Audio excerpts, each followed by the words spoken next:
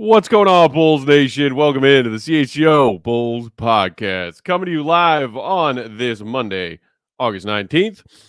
I'm Peck Bulls _ Peck, joined by my guy, Will to go Gottlieb, Will _ Gottlieb, perfectly coiffed as always. Our pal and producer, rocking behind the controls, the one and only Young Spathis at Joey Spathis.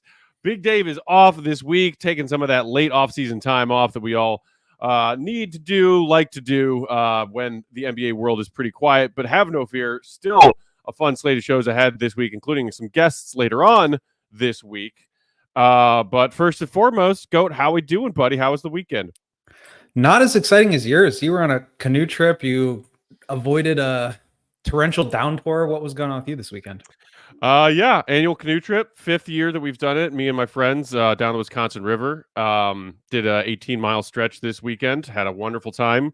Did get hit with a crazy, like raining sideways Forrest Gump style downpour Friday afternoon, but had managed to get our tents and camp set up before the worst of the storm hit. So maybe a couple of slightly waterlogged tents, but fortunately, shout out to Marmot and the fine products they make over there, all that camping gear. My Rainfly held up just fine.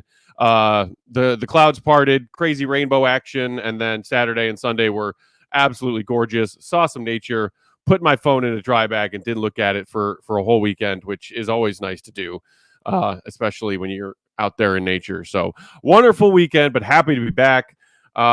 We are, as you can see, remote today. We will be remote all week because of the craziness that's going on in Chicago, also known as the Democratic National Convention, which in addition to McCormick Place is taking over the United Center, which is not far from our studio's neighborhood. So to make things easier this week, all remote. But we've got some fun things to talk about today. We're going to talk about the quick update we got courtesy of TMZ Sports on Lonzo Ball. They found him at LAX the other day and what he is feeling getting ready for training camp.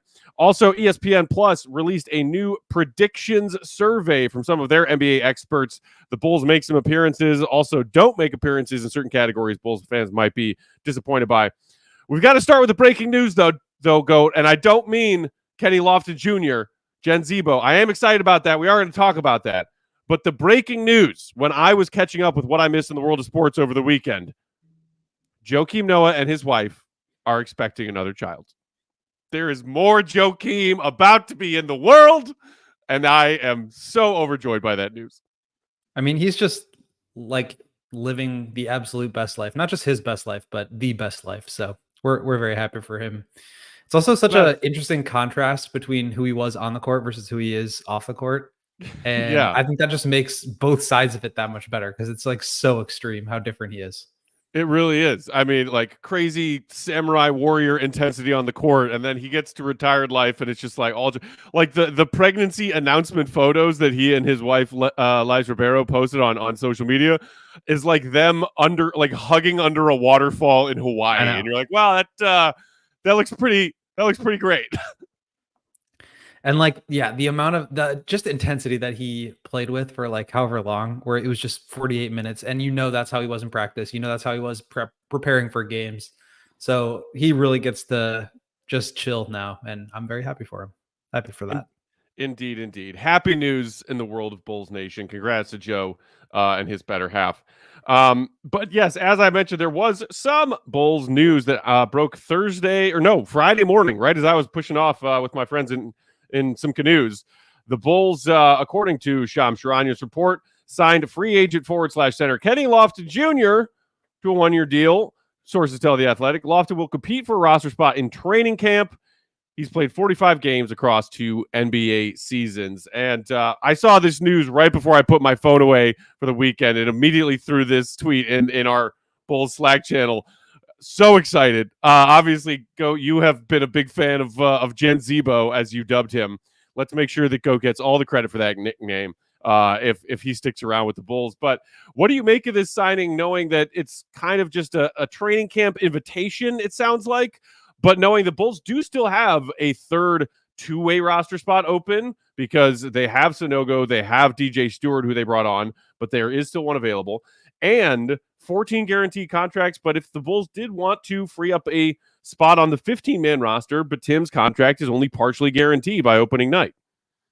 So yeah, despite the love for the nickname and like just he's such a goofy, unique player in today's NBA, I'm actually a little skeptical that he's ever going to really stick at the NBA level. I think he's a worthy shot to make because, as I talked about with Keith Smith on Friday for that episode, if you guys haven't listened, go back and check that one out. Keith was great.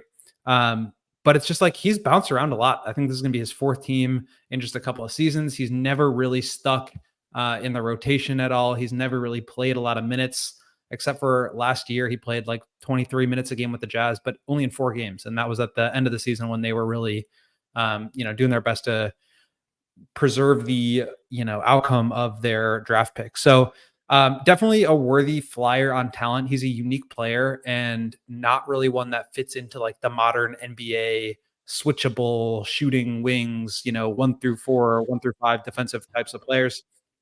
So I think that just kind of reduces his chances a little bit of becoming like a great NBA player. At the same time, this is a point that Ricky O'Donnell has made a couple of times with regards to Zach Edey that I think is a really good one, which is that like, for a lot of these players who are just unique and don't really fit into any boxes that you want to put guys in, those are the ones that often pop and become star players. And I'm not saying Kenneth Lofton Jr. is going to become a star player, but I think oftentimes it's really easy to dismiss a guy because he doesn't fit into the conventional archetypes that make sense in the NBA.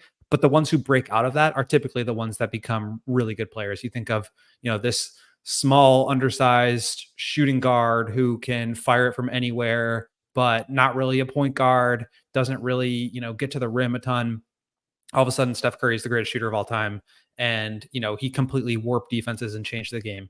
Same thing for, Jokic, like this lumbering big man who's like can't move up and down the court and he can't play defense. And can you win with him as a defensive anchor at the most important defensive position? And all of a sudden, he's the greatest passing big man of all time. And he's completely broken all of our understandings of what makes a good defense and how you can create an offensive infrastructure around a center playing point guard. So, again, not to say that I think Kenneth Lofton Jr. is going to turn into one of those outlier guys, but I think in order to become an outlier in a lot of ways, you do have to be a little bit different. You do have to buck the trends and convention. So I think Kenneth Lofton Jr. fits into a different category, and that's why I'm intrigued by him. He's still young. He's obviously had some big games, but this is an Exhibit 10 contract. He's going to get a chance to compete for one of those final 2-way roster spots. And I think you just kind of have to like measure your expectations accordingly, right? You can't just say he's going to become a star here. It's like, okay, maybe he makes the roster and can play in 40 games next year if he becomes a 2-way. That's kind of how I'm thinking about it. But I do like the shot on talent, especially for a team that, as we've talked about so much, just really needs an infusion of young talent. And as they enter this new era, they need to be taking shots like this. So I'm for it. Yeah, I mean, like obviously there's some additional level of excitement, I think, that I've noticed from Bulls fans, because I mean he's already in a couple years on the NBA scene just because of his unique game and unique physique has become sort of a fan favorite among NBA nerddom already. And then of course the fact that his dad, Kenny Lofton Sr., was a well-known professional athlete in his own right here in Chicago, playing on the baseball diamond. On both sides of town. So there is that. I'm with you as far as the tempering expectations part about, okay, it's a training camp invite. Essentially, maybe he gets a 2-way, maybe he doesn't. And the ways in which it's hard to a player like that with a very unique skill set, but then also certain limitations, find a role for him that fits on an NBA team where he's getting real minutes. I think that's actually go ahead. Kenny Lofton is actually not his dad. I think that was like that was a rumor that was not true. But wait, are you serious? Yeah, I thought it was. Why is he Kenny Lofton Jr.? What? Oh my God, are you serious? Kenneth Sr., his dad, served in the military and worked for the U.S. Postal Service for 18 years. What? How did that rumor get started? Because I thought it was like common knowledge at this point that he was Kenny Lofton's son. No, I guess not. I guess that is a fake news. Oh my God. As they call it in our industry. Wow, you just shattered my entire universe, Goat. I'm sorry. Sorry to be the bearer of bad news, but this whole time I was thinking that he was Kenny Lofton Sr.'s son. Wow. Okay. Well, now I care a lot less, to be perfectly honest. V asking if he can lead off for the White Sox this summer. I mean, probably. he could probably swing a baseball bat better than He'll most. probably play White Sox offensive jerseys line this for the year. Bears too. This dude is an absolute behemoth. There you go. As far as finding a spot for him potentially, Sports Chicago saw in the comments chiming in that Bull Central, shout out to our guy Jamal, suggested that maybe if the Warriors make a trade for Vooch, you could open up a spot in the Bulls front court because, like, I know that the Bulls are still theoretically shopping around Vooch to see if anyone's interested. Obviously, bringing in Jalen Smith as their main free agency move this summer, a younger guy to add to that center position who can space the floor a bit. And you expect Jalen Smith to have a sizable role in Billy's rotation because they went out and got him. Clearly, the Bulls front office targeted him specifically. I don't see a very great likelihood of Lofton Jr. finding his way to significant minutes for the Bulls. I mean, you mentioned his playing time thus far, and yes, primarily with the Memphis Grizzlies. He also had short stints with the Jazz and Sixers, who both waived him in pretty quick succession. But his 22-23 season, when he was getting some minutes every once in a while for the Grizzlies, he had himself some games. He even had a game where he put up 42 points on like wildly, I think it was like 17 of 23 from the field or something. So there are clearly some talents that he has that are good enough to be on an NBA court from time to time. It's just a matter of, with this youth movement the Bulls front office is working on, does he fit into the picture more so than any of the other young guys are going to be looking at closely in training camp? I think with the way that teams try to build rosters right now, it's like you have your star player who can create for himself and others with the ball in their hands. And then you have your secondary guy who can create for himself and others, but also can play off the ball a little bit. And then you either have, 3 floor spacers who can switch and play defense and shoot threes, or you have 2 of those guys plus a rim rolling center, a lob catcher type. That's typically like the blueprint for how teams are constructed nowadays. And it doesn't necessarily mean that that's how it always is. Certainly in cases like the 76ers and the Nuggets, where your center is your most lethal offensive weapon, that dynamic changes and you kind of have to adjust accordingly. But to my point earlier, it's like he doesn't really fit into any of those archetypes. And so in order for him to stick at the NBA level, he has to be so dominant offensively that not only does it overcome his poor defense, but it's also he's so efficient at creating offense for himself and others that he becomes a guy that you can play through. And I think the bar for being that good is just so high to be like the number one option on any team, let alone a good team, is just really difficult. I think that's the criticism that goes along with Josh Giddey and whether he can make it at the NBA level as anything more than like a sixth man who's kind of running bench units. Like you just have to be so dominant. You have to put so much pressure on the rim. You have to be such a good scorer and passer that it doesn't matter how bad you are at some of the other stuff, because unless you can also play off ball, it's just really hard to be so good that you warrant that kind of usage. And I think that's the struggle that Kenneth Lofton has run into at this point. That doesn't mean that he can't be a really good bench big, and come in and kind of bench slay against, opposing centers who kind of fit more of his play style. But he's a low post scorer. He doesn't really shoot the ball at a high level. And he is, an offensively oriented low block player. And those guys don't really exist in the NBA anymore. And so again, I'm not saying he cannot be a player, but I just think when you think about like all the possible outcomes for how he gets to the NBA level and, performs well, there's just not that many of them if you're that style of player. So I think that's a challenge, but again, I'm excited for him. And I think it's a good flyer on a young talent who's clearly, has had some really productive moments at the NBA level. And I'm excited to see if he can do more of that. And certainly he will be putting up numbers with the Windy City Bulls, if not with the NBA team. Yeah, earlier this season, we were having a conversation about wanting more scouting from the Bulls scouting department. And an interesting guy like this, take a look. Why not? It's not Andrew Funk still. It's not Henry Drell still. Kudos to them, I guess. Small kudos for taking a swing on an interesting guy. Okay, so that's that. Got to go to break. When we come back, Lonzo Ball with a health update. Today's show brought to you by our very good friends, people who we have gotten to know quite well over the years. That's Circa Sportsbook, who is always striving to provide you with the tightest money line splits and the lowest hold model, where they're going for that minus 110 split. At Circa, unlike other sportsbooks, which push down to 115 or minus 120. Circa keeps as little money as possible on large market bets like futures, golf tournaments, etc., especially compared to other books. They're also the most transparent. Circa does not limit players, their winning players specifically, unlike other sports books who, if you are, the opposite of me at gambling and you're winning a lot, sometimes you don't get as good of lines. They discourage you from betting because they don't want to lose their money to you. Not Circa. They encourage bettors to download other sports books and make sure they're getting the best line because they're confident that is what they are going to be offering you. They're also real people behind the Circa Sports brand who resolve issues in a timely fashion, unlike other books who use the dreaded chatbots. All aspects of the app are being run by the same team that runs the main Circa Sportsbook at Circa Resort and Casino in Las Vegas, our dear friends from hosting us at Summer League. So download the Circa Sports Illinois app at circasports.com/Illinois-app to sign up today. Also be on the lookout for Circa events, watch parties, and tailgates. They are with us for all Cubs Friday 120 clubs. So if you or someone you know may have a gambling problem, call 1-800-GAMBLER. That's 1-800-426-2537, or text GAM, JMB, to 833-234, or visit areyourreallywinning.com. Today's show also brought to you by our friends at Coors Light. Cheers. Between work, social media, and all of the stresses and choices that life throw our way on a daily basis, it's no wonder that we can get a little worked up sometimes. Coors Light celebrates rising above and choosing a chill mindset. Why not turn a rained-out canoe trip into hide in your tent and crack an icy cold Coors Light?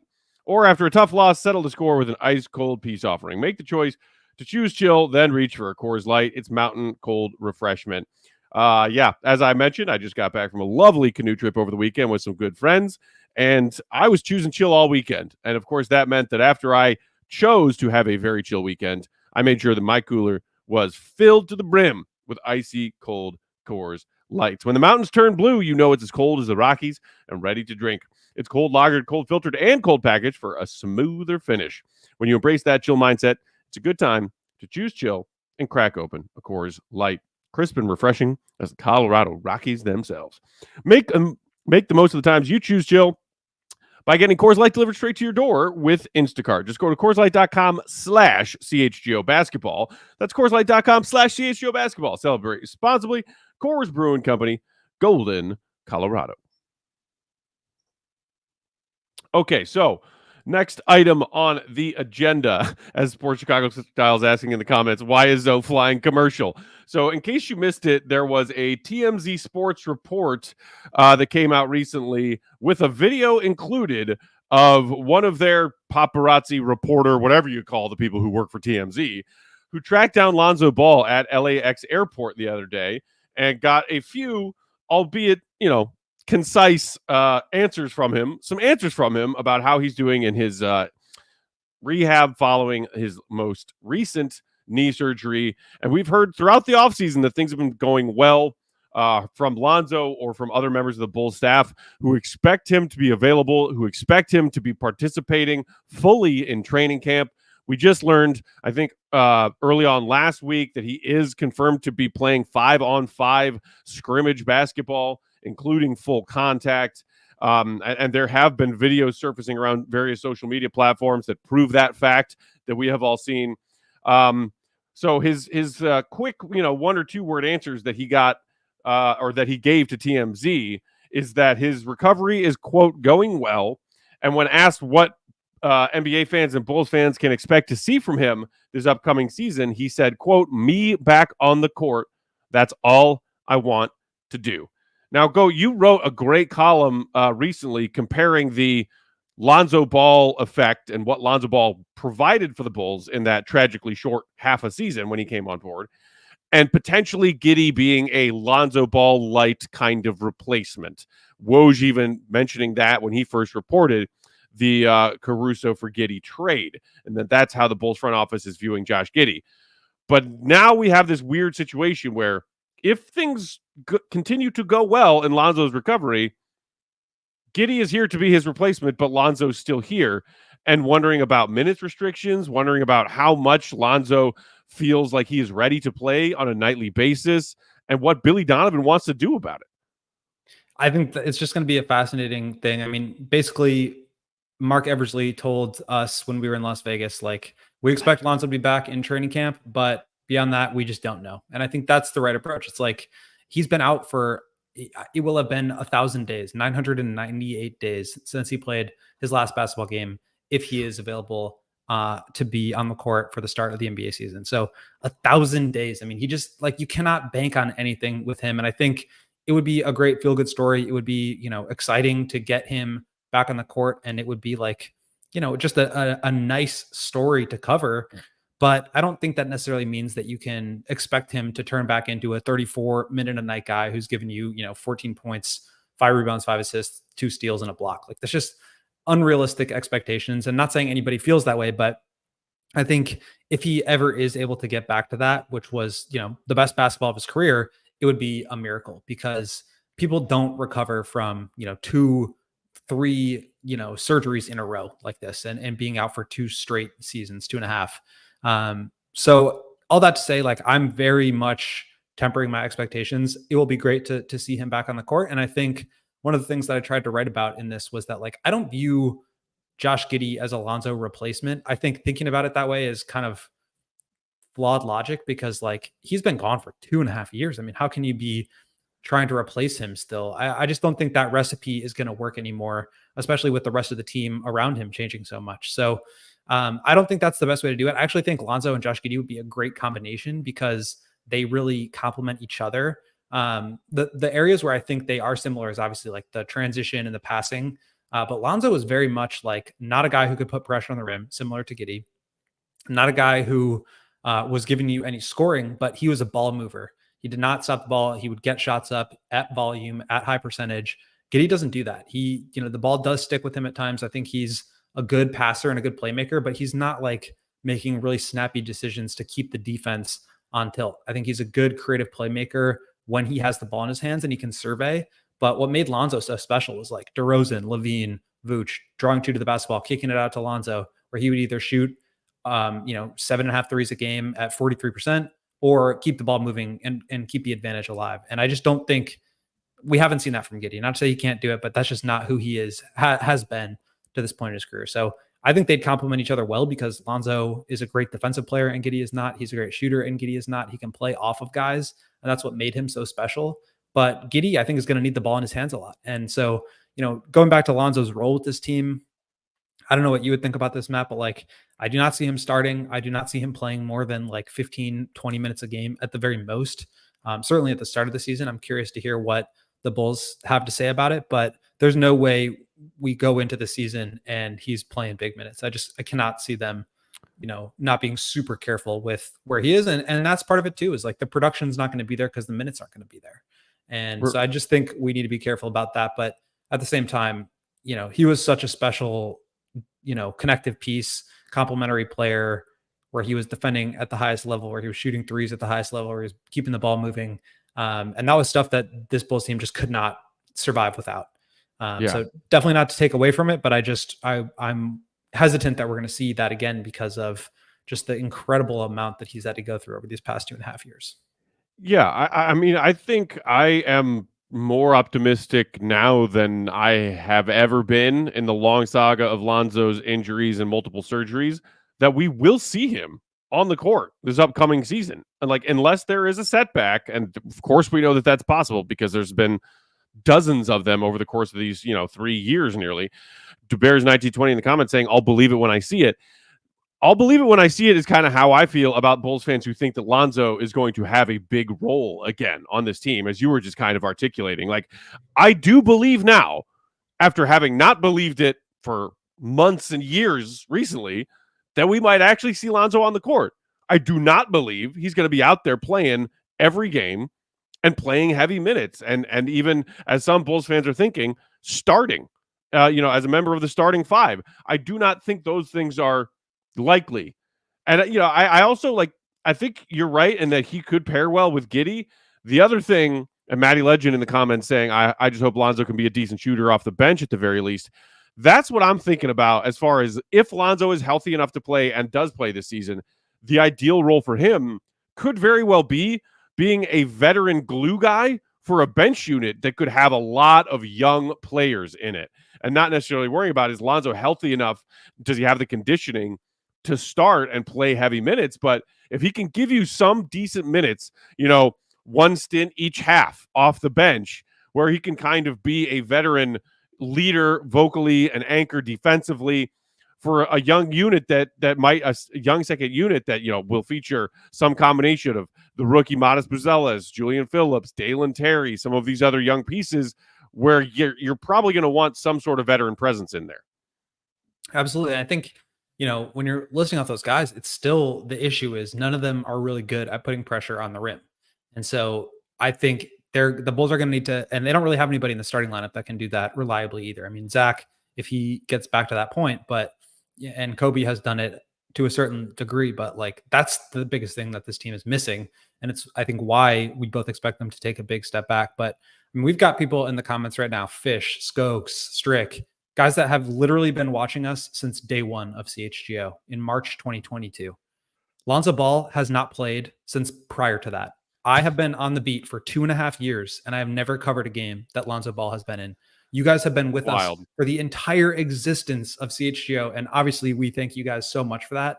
But that has been, everything that we have done here has come after Lonzo got hurt. And so I just say that to put in perspective how crazy a journey he has been through, and just how long it's been since he's been out there. I think expecting anything other than, like you said, I mean, a stint per half. Maybe he's starting the second quarter and playing, 3 to 5 minutes off the bench, moving the ball, getting up and down a little bit, defending, shooting some threes, and playing literally like 8 to 10 minutes a game to start the season. That would be a huge win in my book, because he's back on the court playing NBA basketball after having a cartilage transplant in his knee and having 3 consecutive surgeries and 1,000 days of not playing professional basketball. So to me, that would be a massive win.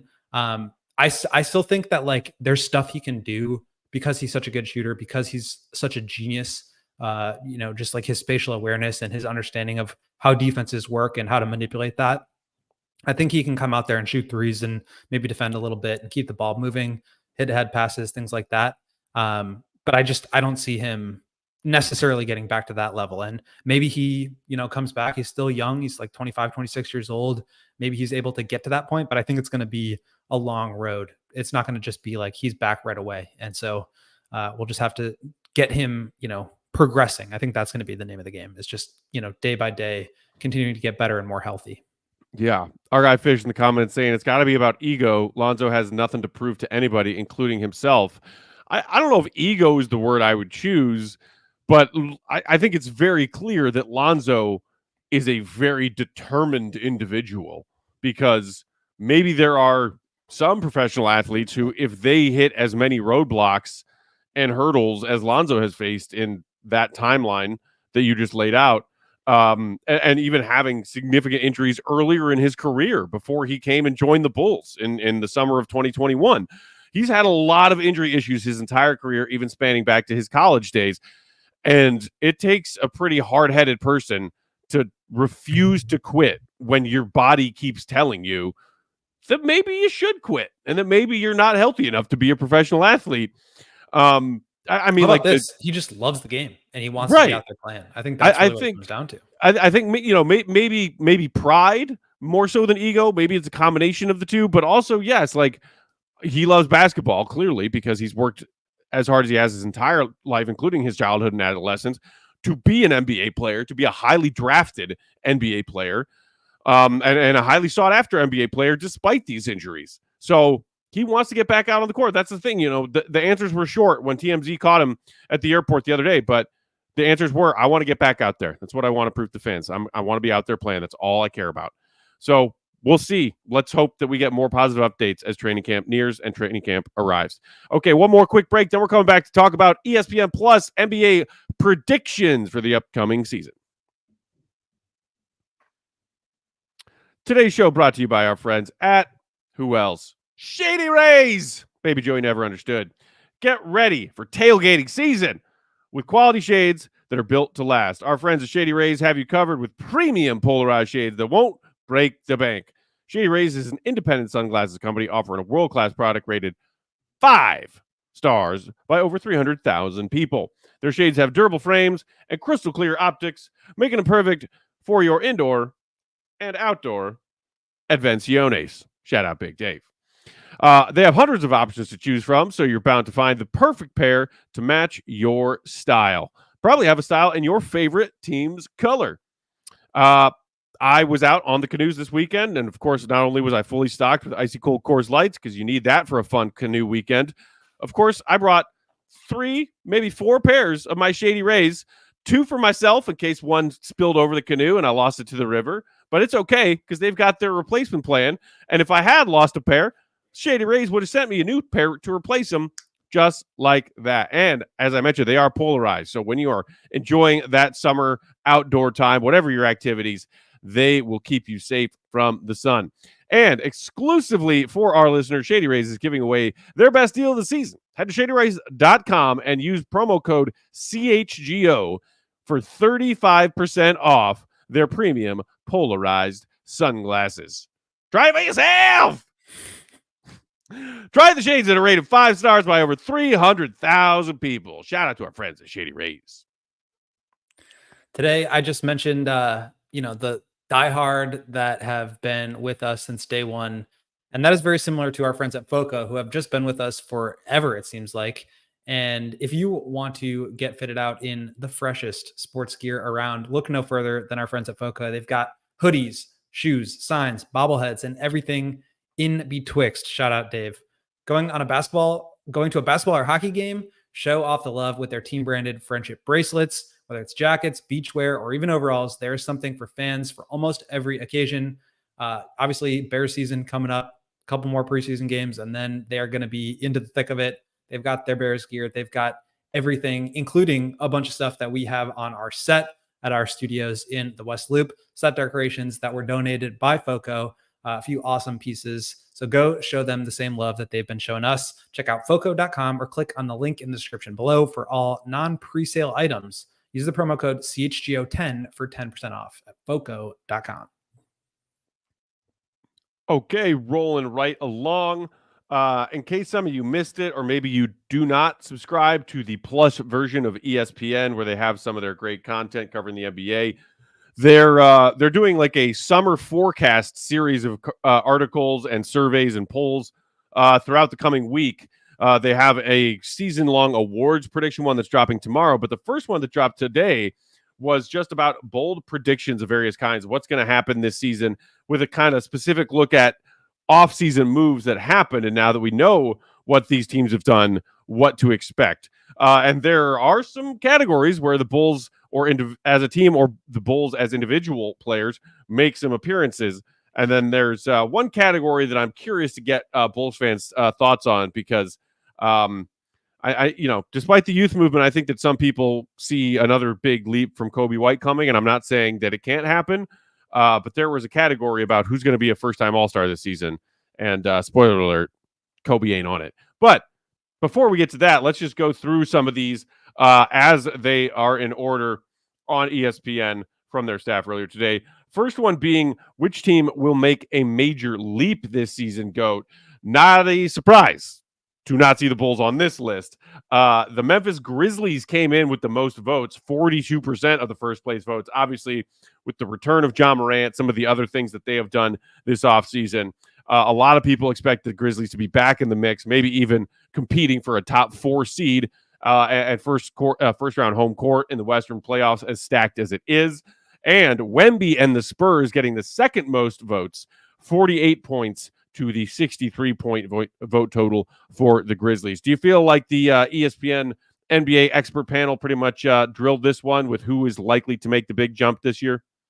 Yeah, I feel like, the Spurs are a team that, like, obviously they have a ton of upside, right? Like, they've got the best young prospect in the world. They just added Chris Paul, who obviously is old and is, he is who he is, but he helps teams win. I think having him is such an improvement from having Jeremy Sohan playing point guard, that's just going to, like, put everything into place. I think he'll make guys better just by his presence, not necessarily by his play at this point in his career, but I think he helps them a lot. I do think they're going to make a jump, but I mean, last year they won, what was it, 22 games. So and the West is just so hard. I mean, all these teams have to play against each other every single night. I mean, Thunder, Nuggets, Timberwolves, Clippers, Mavericks, Suns, Lakers, Pelicans, Kings, Warriors all won 46 or more games last year. That's 10 teams won 46 games. And then the 11th seed Houston Rockets were 41-41. So I don't see any of these teams really being bad. Obviously, you throw the Grizzlies in there, who I agree are going to be the biggest risers into this year, just because,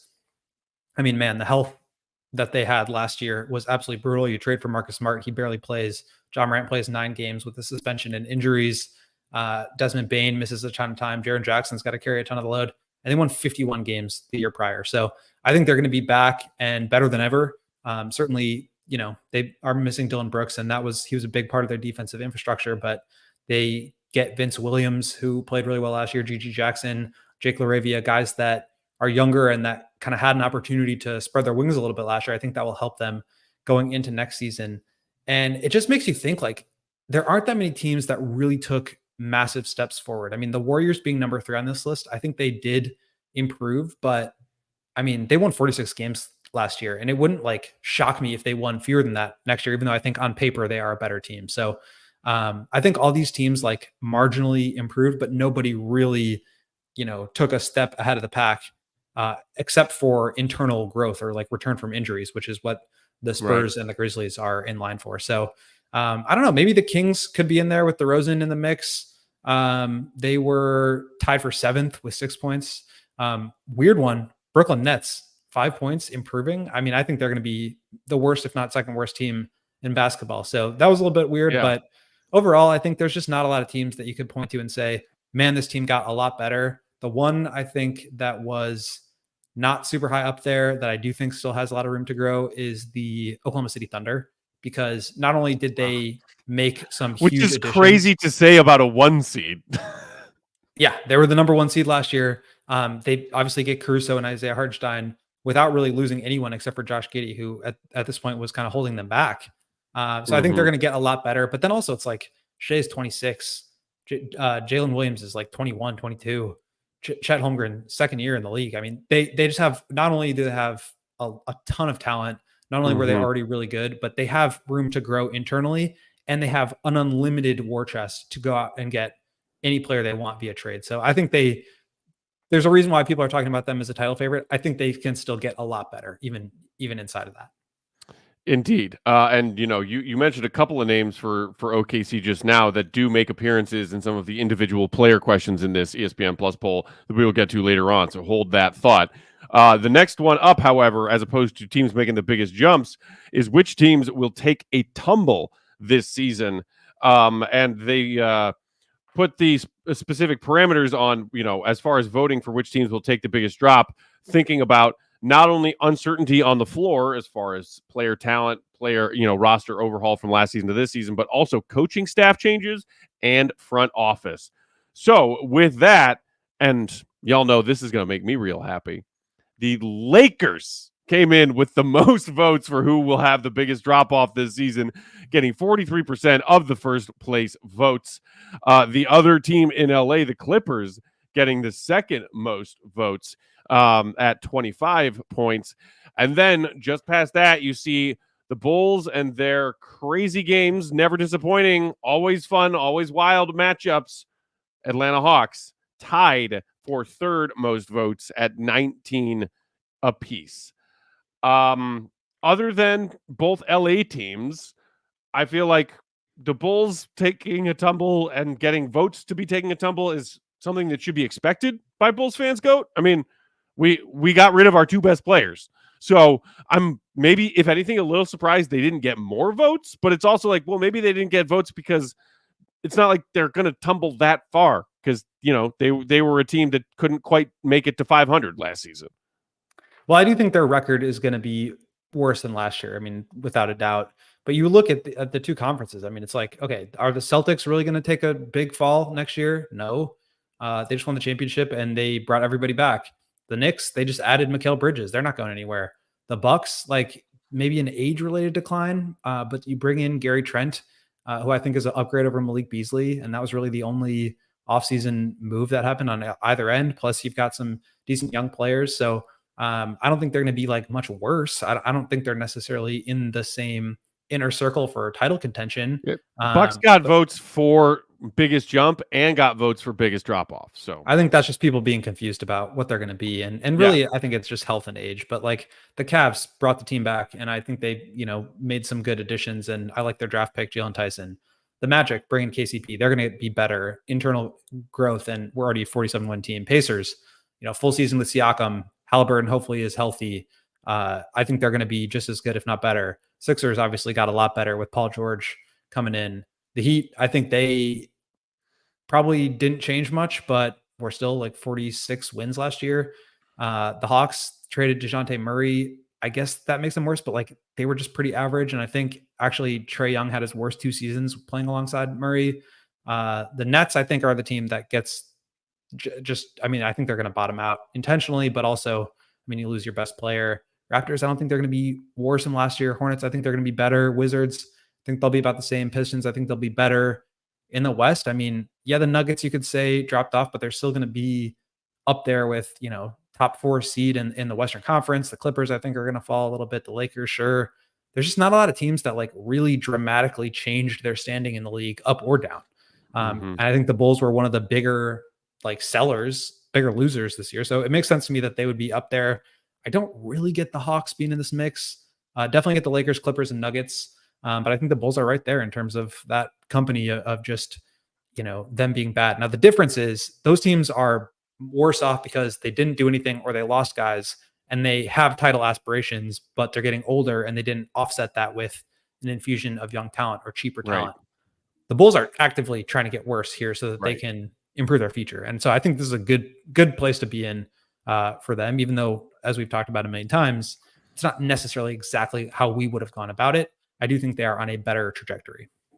You mentioned the Hawks just a second ago and why they're here, why they got votes for a big drop. I'm guessing it's just because they broke up the DeJounte Murray, Trae Young pairing that okay, well, you lose DeJounte Murray. He's a really good player. Your team is going to get worse. At the same time, you can also question whether or not the DeJounte Murray, Trae Young thing ever worked and Murray's presence led to winning. And clearly it didn't, not to the level of winning that Atlanta wanted, which is why they broke up that pair of players. So I thought that one was a little curious as well. I think the Hawks are just always going to be the Hawks, unless they do something drastic moving forward. It's like the Trae Young Hawks are just always just kind of there. But speaking of which, there is a star players and trades category that we will get to later that also features not only Trae Young, but Zach LaVine. Moving on, this one is the one that I thought Bulls fans may have been a little bit salty about. Which player will get their first All-Star nod? And to no one's surprise, Victor Wembanyama is the runaway winner of this category with 90% of the first place votes. Chet Holmgren of the Thunder, a distant second place with 30 points worth of votes compared to Wemby's 101.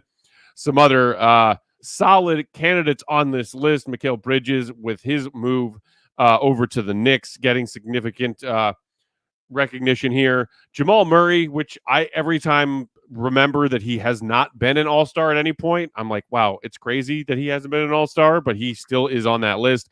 You got Cade Cunningham, Evan Mobley, Buddy Hield, Jaime Jaquez Jr. getting at least one vote worth of love, as well as Alperen Şengün, the Houston Rockets. No Kobe White. 0 votes for Kobe White, and who will be a first-time All-Star this year. I know Bulls fans, at least some, not only hope for that, but see that as a very realistic possibility coming off of his near most improved player season.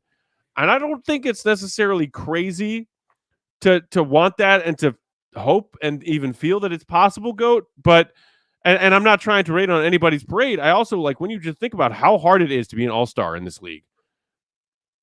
And the fact that if you're a fringe All-Star candidate as far as talent is concerned, as far as production on the court stats-wise is concerned, what usually puts you over the hump as maybe a reserve All-Star is the fact that your team's winning and or you're in a market that has a lot of hype around it, and you are a player that has a lot of hype around you and what you're doing.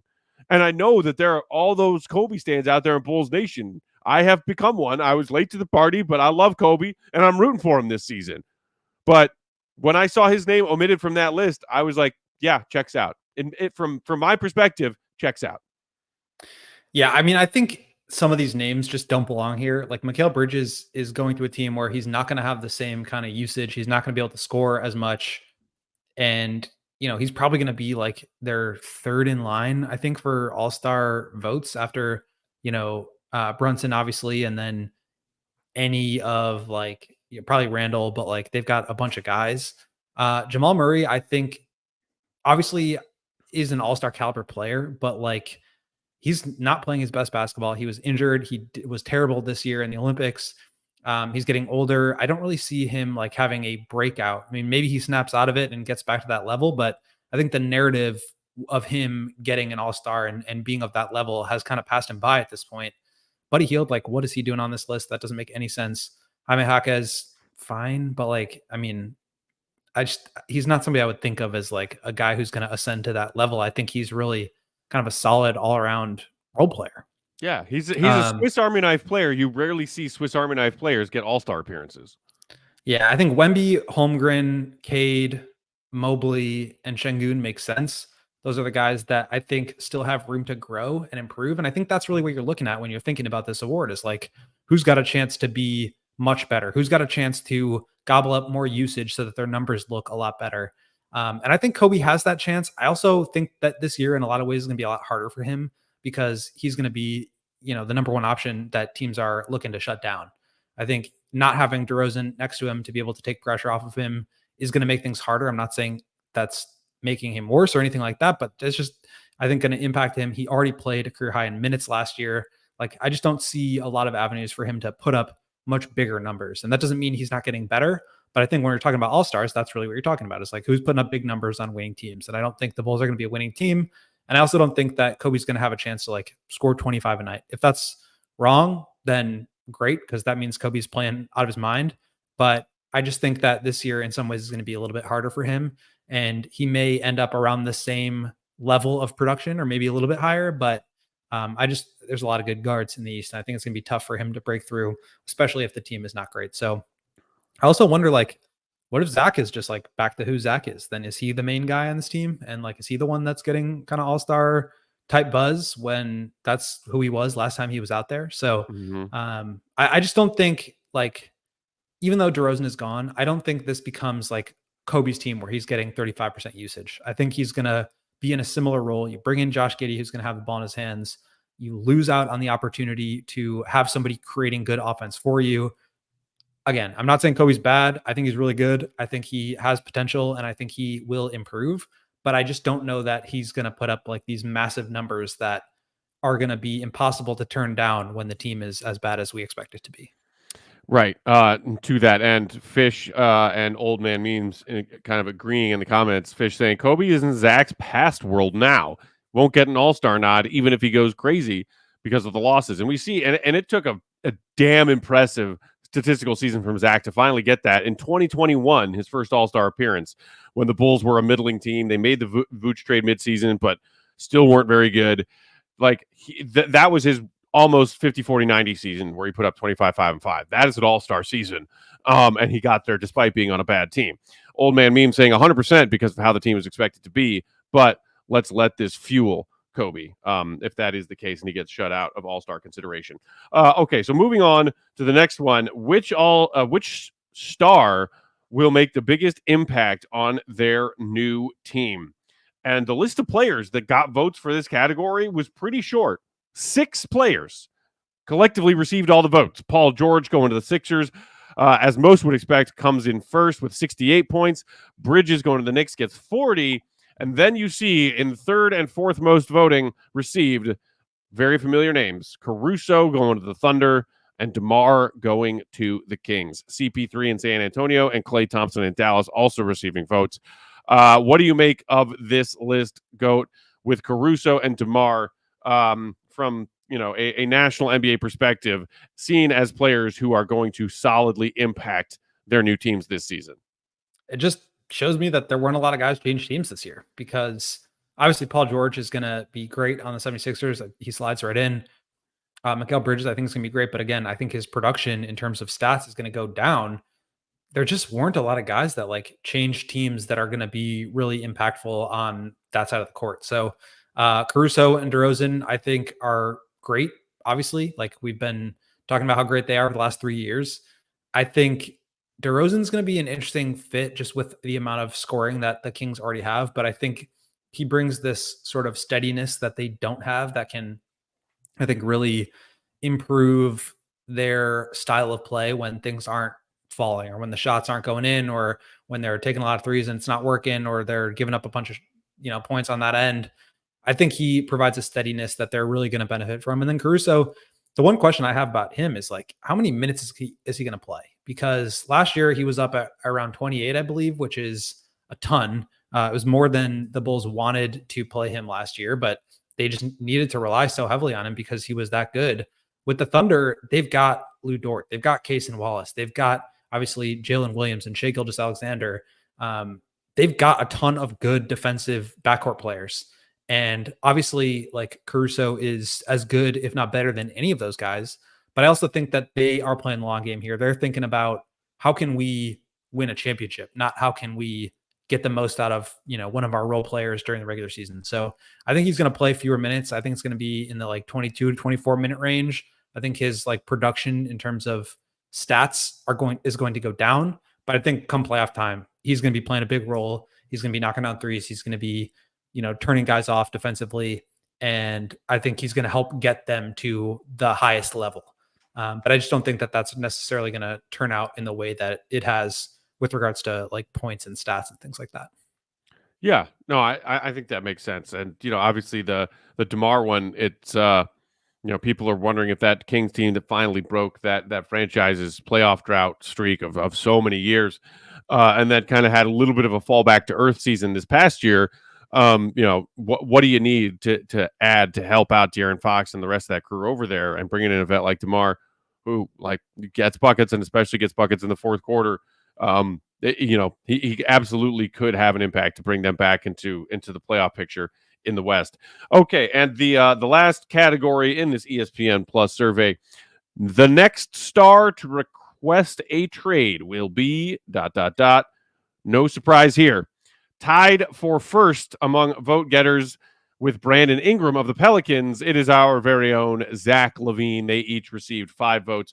Trey, as I mentioned earlier, also on this list, maybe being ready to ask out if the Hawks season doesn't get off to a great start.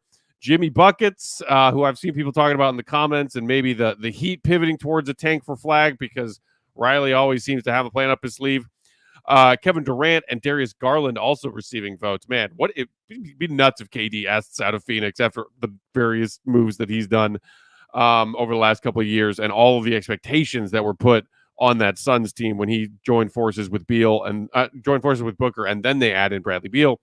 But it's kind of interesting to see Zach on this list because it's like, did he kind of already request a trade and they just haven't succeeded in giving it to him yet?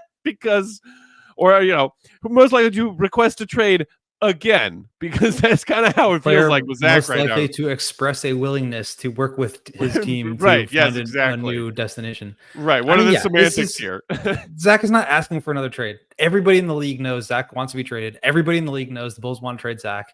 And that's a big reason why they can't move him, because nobody wants him and the Bulls have no leverage. So I don't see Zach asking for another trade. I actually think he would be like way down on this list. I don't think he'd be on it at all, because there's no way he's going to ask for a trade because they're already working on it. He doesn't need to ask. Ingram, I think, probably understands the situation that he's in terms of like, he's not in a situation where he's going to be the primary guy, but he still wants to get money. And so I think, again, it's going to be a situation where like the team is probably already working on ways to get the right return back for him, because it does not seem likely that he's in their long-term plans and he wants to make as much money as possible, which all the power to him. So I think he probably gets traded, but I don't think it will become in the form of a request.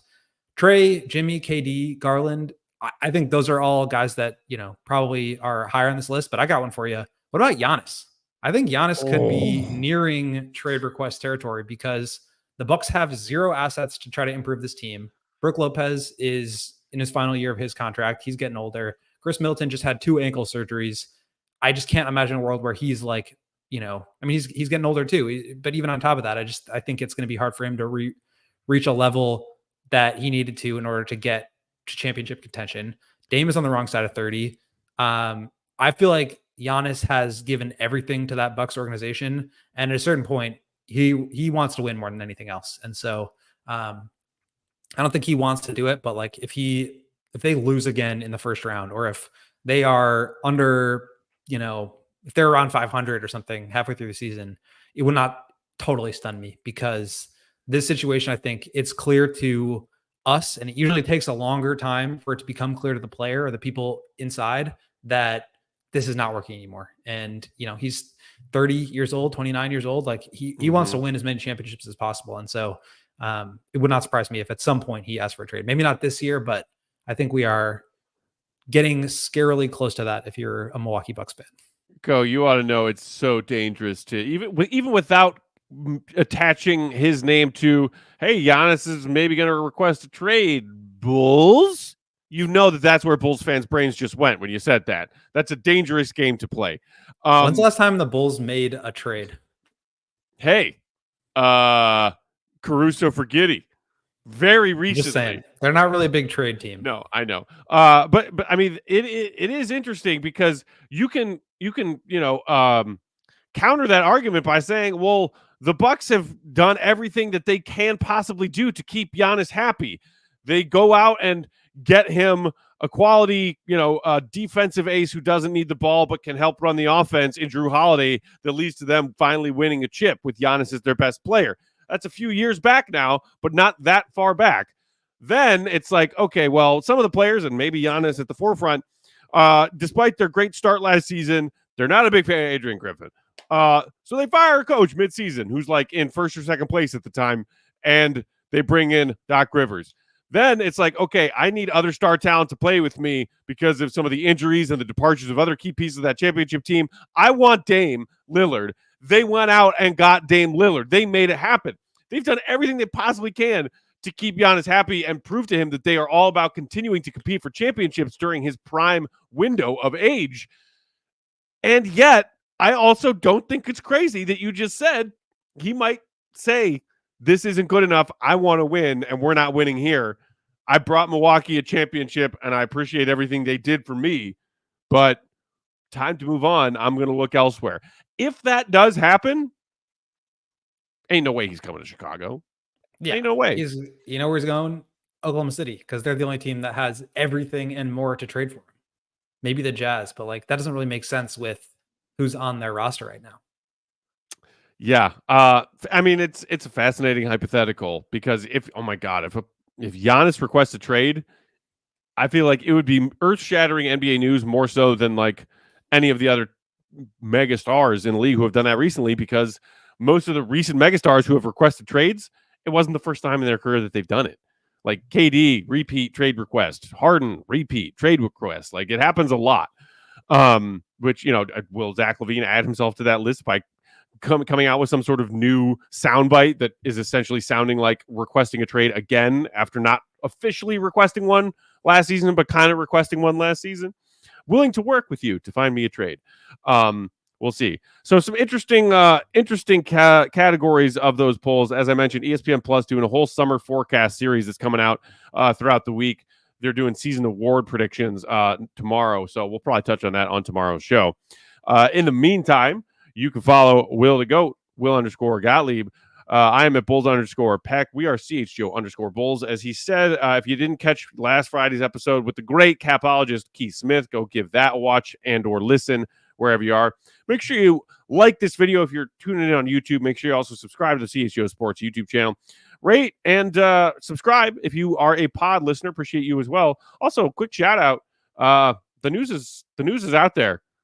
We are growing another network, another market, I should say, at the ALLCITY Network. DLLS is launching soon to cover all of those teams down there for the rabid fans of Dallas sports teams. The one and only Mark Stein going to be a contributor for Mavs coverage at ALLCITY. How cool is that, Goat? Very cool. Very cool. Yeah, I worked with Mark a little bit when I was at Locker Room, the startup. He was a contributor for us. I've known him for a couple of years now, and he's the best. And it's just very cool to be on the same team. So very excited to see what they do. So awesome. The rest of their Mavericks coverage is going to be very strong. Yeah. So I'm looking forward to it. Cannot wait. We got to get Stein on to talk Bulls with us, man. I would love to do that. We will try. We do have some other fun guests on deck for you guys later on this week. And we will be back tomorrow with a fresh episode live, same time, same place, 4 p.m. Central Time. Shout out and thanks to our pal and producer behind the controls, Young Spathis, the one and only. He is at Joey Spathis. We will talk to you tomorrow. Quick shout out. Happy birthday, Pops. Love you, the ageless wonder. For Goat and Joey, I'm Peck. See Red, be good. We all silly like the mayor.